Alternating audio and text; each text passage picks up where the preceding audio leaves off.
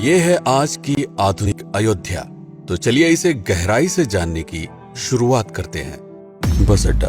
राम मंदिर से 7 किलोमीटर की दूरी पर 14 बीघा जमीन पर 219 करोड़ की लागत से लखनऊ हाईवे पर नया बस अड्डा बनकर तैयार है। Railway station. मंदिर से 1 किलोमीटर की दूरी पर 240 करोड़ रुपए में नया रेलवे स्टेशन डिजाइन किया गया है। भविष्य में अयोध्या से दिल्ली, मुंबई, चेन्नई, बेंगलोर, पुणे, कोलकाता, नागपुर, लखनऊ और जम्मू जैसे शहरों के लिए विशेष रेलगाड़ियां चलाई जाएंगी। हवाई अड्डा। 1450 करोड़ रुपए में लगभग 1300 बीघे में फैला हुआ प्रयागराज हाईवे पर नाके के पास बनाया गया है नया एयरपोर्ट। यहाँ से राम मंदिर की दूरी सिर्फ 12 किलोमीटर है। भविष्य में कई बड़े महानगरों के लिए सीधे उड़ानें उपलब्ध होंगी। घाघरा जलमार्ग। अगर आपके पास अपनी खुद की मोटर बोट है तो छपरा से घाघरा यानी सरयू नदी की सैर करते हुए लगभग 300 किलोमीटर नदी में चलकर भी अयोध्या पहुंच सकते हैं। भविष्य में इस रूट के लिए भी मोटर बोट चलाए जाने का प्रस्ताव है। राम मंदिर। अयोध्या के राम मंदिर की कुल कीमत है 1800 करोड़। पूरी तरह बन जाने के बाद अयोध्या का मुख्य आकर्षण होगा। राजस्थान के मशहूर मकराना के पत्थरों से आकार लेते इस मंदिर की अनुमानित उम्र होगी लगभग 1000 साल। 22 जनवरी को पहली मंजिल का उद्घाटन होगा, जिसमें राम की बाल्यावस्था की मूर्ति रखी जाएगी। बाकी की 2 मंजिलों का कार्य चलता रहेगा। खजुराहो के मंदिरों की नागर शैली के आधार पर इसे तराशा जा रहा है। मंदिर का कुल क्षेत्रफल 156 एकड़ या 251 बीघा है।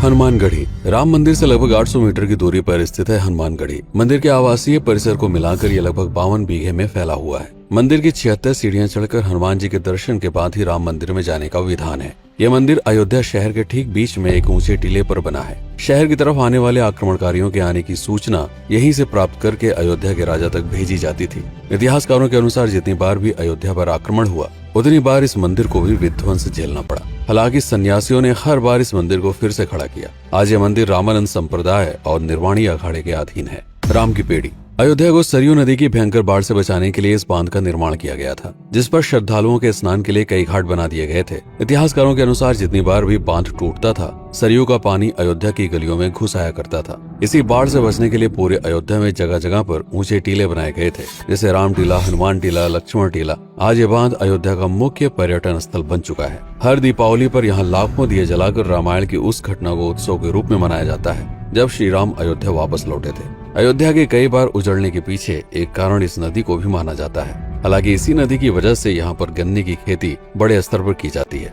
लता मंगेशकर चौराहा। नया घाट और बस स्टैंड के पास ही अयोध्या का मुख्य चौराहा 6.7 करोड़ रुपए में बनकर तैयार हुआ है। पद्मश्री से सम्मानित राम सुथार जी ने 2 माह के कठिन परिश्रम के बाद इस 40 फीट लंबी वीणा को आकार दिया। 14 टन की इस वीणा को लता जी के स्मृति चिन्ह के रूप में यहाँ पर लगाया गया है। इसीलिए इसका नाम नया घाट चौराहे से बदलकर लता मंगेशकर चौराहा कर दिया गया है। धर्मपथ। नया घाट से कुछ पहले सड़क के दोनों तरफ 30 फीट ऊंचे 40 सूर्य स्तंभ लगाए गए हैं, जिसे धर्मपथ का नाम दिया गया है, जो श्री राम के राजकुल सूर्यवंश का प्रतीक है।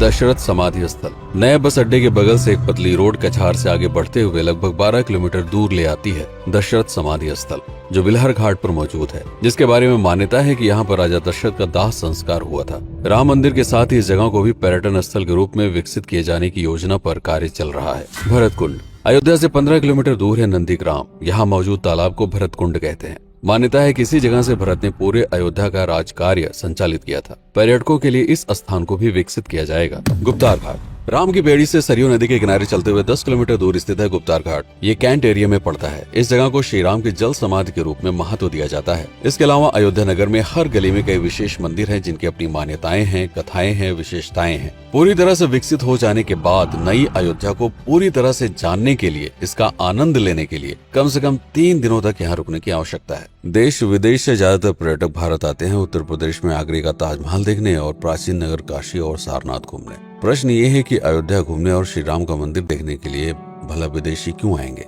और इसका कारण है भारत में लिखी गई राम कथा की सबसे पहली और प्राचीन पुस्तक रामायण। भारत में रामायण के अलावा कंबोडिया में रीमकेर, थाईलैंड में रामकियन, जो कि वहाँ की राष्ट्रीय पुस्तक है, इंडोनेशिया में ककनिक, नेपाल में भानुभक्त रामायण जैसी पुस्तकों में वाल्मीकि की रामकथा से प्रेरणा लेकर इसे अपने अपने देश की संस्कृति के हिसाब से फिर से लिखा गया है। पात्रों के नाम, कुछ नई घटनाओं के अलावा मूल रामकथा सभी में एक जैसी है। इसके अलावा भारत में ही रामकथा को लेकर संस्कृत में 7 संस्करण, हिंदी में 3 संस्करण, गुजराती में 47, उड़िया में 14, तेलुगु में 5, कन्नड़ में 4 और अन्य भाषाओं में लगभग 17 संस्करण मौजूद है। इसके अलावा लिखे गए नाटक, कविताएं आदि को भी अगर मिला दिया जाए तो इस दुनिया में 300 से अधिक तरह से राम कथाएं बार बार लिखी गई हैं। इन सभी राम कथाओं पर कई विशेषज्ञों ने समय समय पर अध्ययन किया और अपने विचार दिए। Father Camille Bulcke, Hermann Jacobi, Wendy Doniger, Edward अल खरर, Alf Hiltebeitel, Paula Richman, Aubrey Menon, Ramesh Menon, Radha Vishwanath, Shantanu Gupta, Meenakshi Jain, Lala Sitaram, Swami Gyanananda Saraswati जैसे कई लोगों ने समय समय पर रामकथा को लेकर गहन शोध किया और इसमें छिपे हुए मूल कथा के साथ ही इसके इतिहास को समझने का प्रयास भी किया। रामकथा थी कौशल प्रदेश के द्वारा किष्किंधा और लंका पर विजय प्राप्त करने की पहली बार एक अखंड भारत के निर्माण की। रामायण महत्वपूर्ण इसलिए हो जाता है क्योंकि ये अखंड भारत युद्ध से अधिक व्यक्ति के आदर्शों, सूझबूझ, मित्रता जैसे गुणों से स्थापित हुआ।